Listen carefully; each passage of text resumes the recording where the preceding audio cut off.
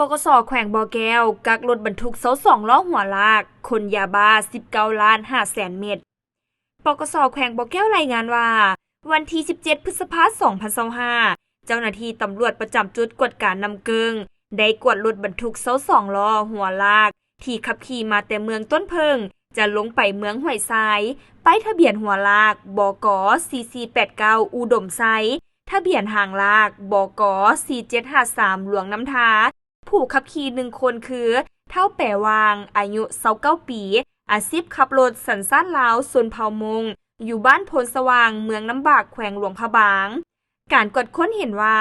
รถคันดังกล่าวได้ดัดเปลี่ยนสภาพและซุกเสื่องยาเสพติดไว้ภายในตู้คอนเทนเนอร์เจ้าหน้าที่ตำรวจประจำจุดกวดการนำเกิงจึงได้กักตัวผู้ขับขี่และรถไว้ผ่านการกวดกาพบเห็นยาบ้าจำนวน78เป๋ามี 9,750 มัดเท่ากับ19ล้าน5แสนเม็ดมีน้ำหนัก 2,184 กิโลกรัมเครื่องของกลางและเครื่องติดตัวที่ยึดได้มีคือ 1. ยาบ้าจำนวน78เป๋ามี 9,750 มัดเท่ากับ19ล้าน5แสนเม็ดน้ำหนัก 2,184 กิโลกรัม 2. รถบรรทุกเสา2ล้อหัวลากสีแดง1คันทะเบียนหัวลากบก4489อุดมไซห่างลากบก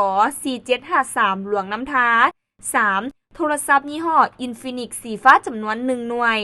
ปัจจุบันทางเจ้าหน้าที่วีซ่าเฉพาะพร้อมดำเนินการสืบสวนสอบสวนเพื่อขยายผลและนำตัวผู้เกี่ยวไปดำเนินคดีตามระเบียบกฎหมาย